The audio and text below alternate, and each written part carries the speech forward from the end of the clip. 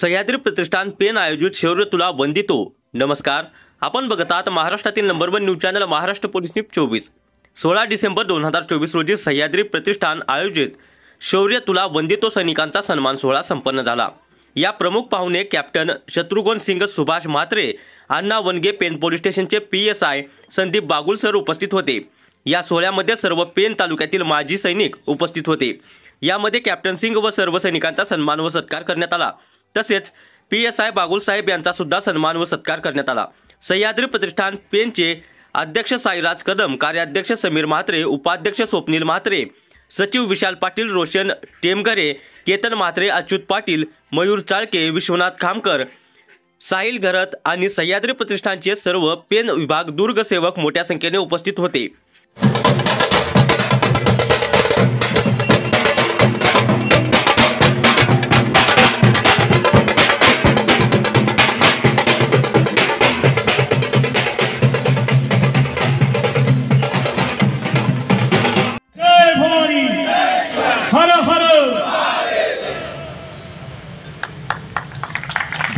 भारत माता की जय।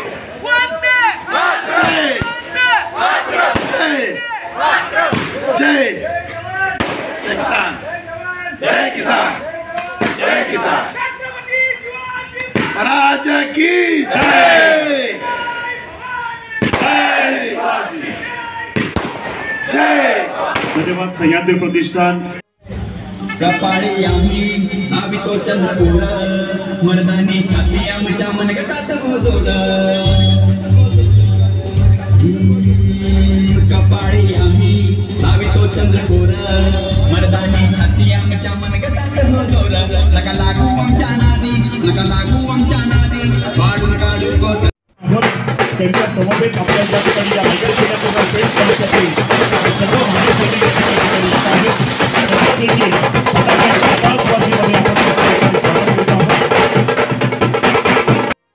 आजकालच्या धावपळीच्या आणि स्पर्धेच्या युगात अनेक तरुण डिप्रेशन मध्ये जातात।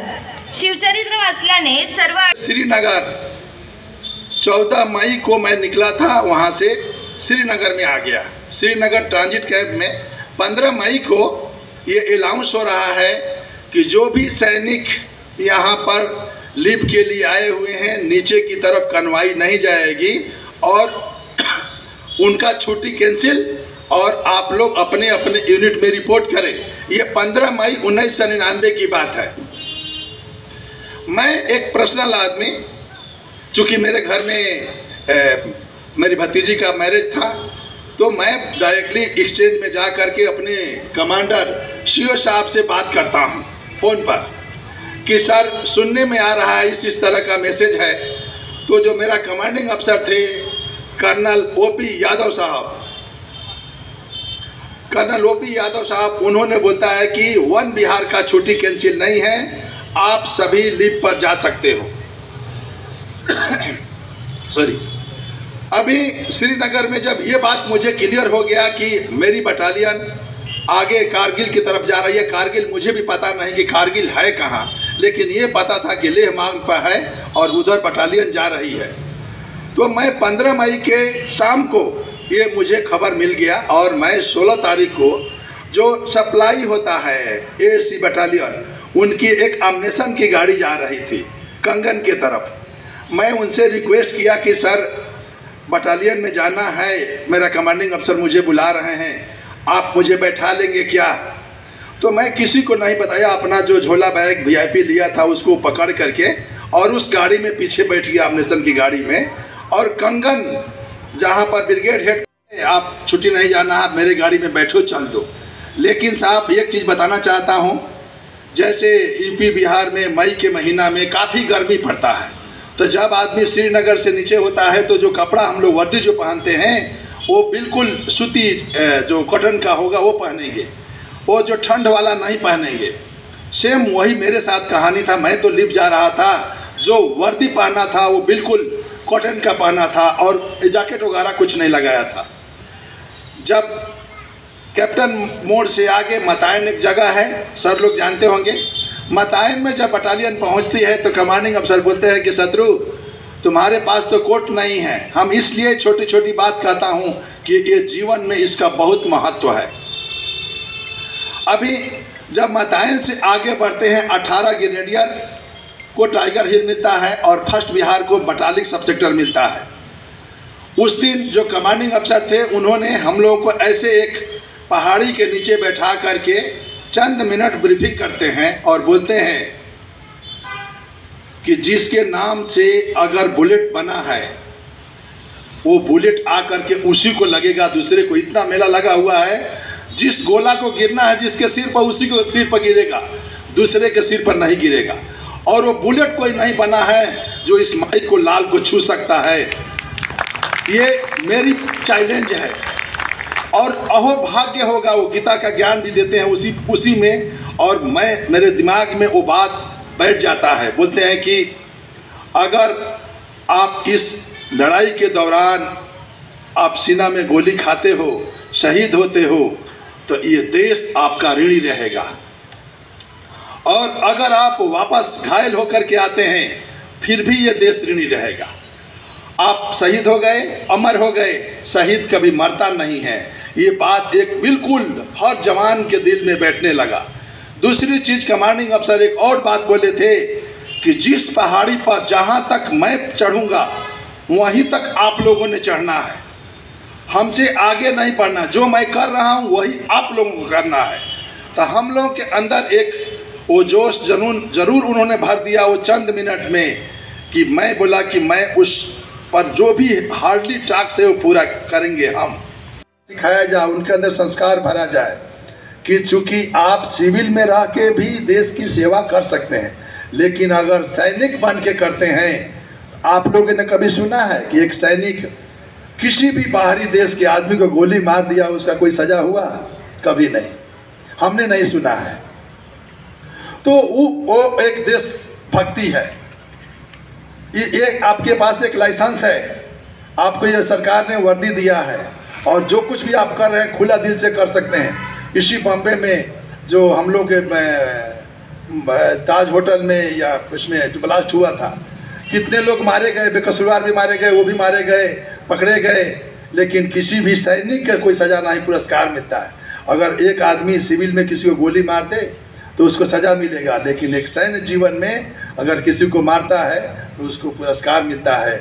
तो हम यही बोलूँगा कि एक लड़का हो या लड़की, आज सबकी समानता ख़त्म है। आज लड़कियाँ देश के अंदर, मैं इंडिया के कोना कोना में घूमते रहता हूँ, आज हमारी जो बहनें हैं, बेटियां हैं, आज इस देश का नाम कितना ऊंचा कर रही हैं। हर एक विभाग में, सेना में लड़कियां जा रही हैं और देश की सेवा कर रही हैं।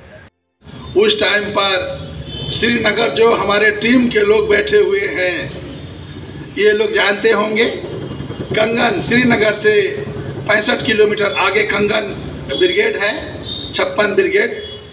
उसी ब्रिगेड के बटालियन एक हिस्सा थी, और उस बटालियन का एक छोटा सा सैनिक मैं भी था।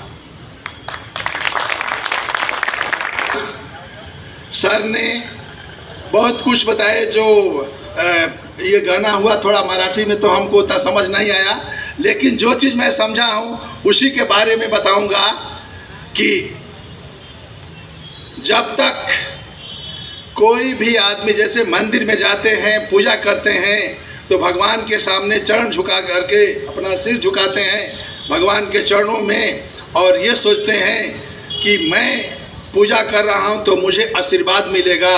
उसी तरह से अगर कोई सैनिक बन करके राष्ट्र का सेवा करता है, राष्ट्र सर्वोपरि है। और जो आदमी सैनिक, इसलिए सैनिक कहा जाता है कि हिंदुस्तान का जो भी कानून है वो एक सैनिक के लिए सब कुछ माफ़ करता है, और ईश्वर भी उसके साथ देते हैं, जो मैं आपको कहानी बताऊंगा। परवेज मुशर्रफ थे, उन्होंने जब ब्रिगेड कमांडर काफ़ी पहले, मतलब ये जो बाना सिंह पोस्ट जो लेह में है, उस पोस्ट के ऊपर वो डिप्लॉय थे, उन्हीं का ब्रिगेड था।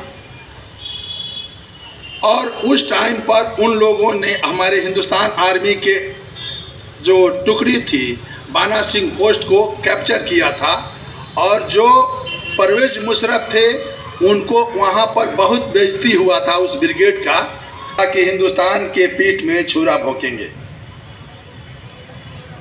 1999 में शिमला समझौता के मुताबिक अपनी सेना भी उस बर्फ के टाइम पर अक्टूबर महीना में डाउन हो जाता था और पाकिस्तान की सेना भी डाउन हो जाता था। 99 में भी जो हमारे देश की राजनीति थी, जो सरकार थी, वो अप डाउन चल रही थी। कभी 3 महीना के लिए, कभी 7 महीना के लिए, कभी 11 महीना के लिए सरकार बदलती थी और उस समझौता के मुताबिक उस पर कार्रवाई नहीं कर रही थी।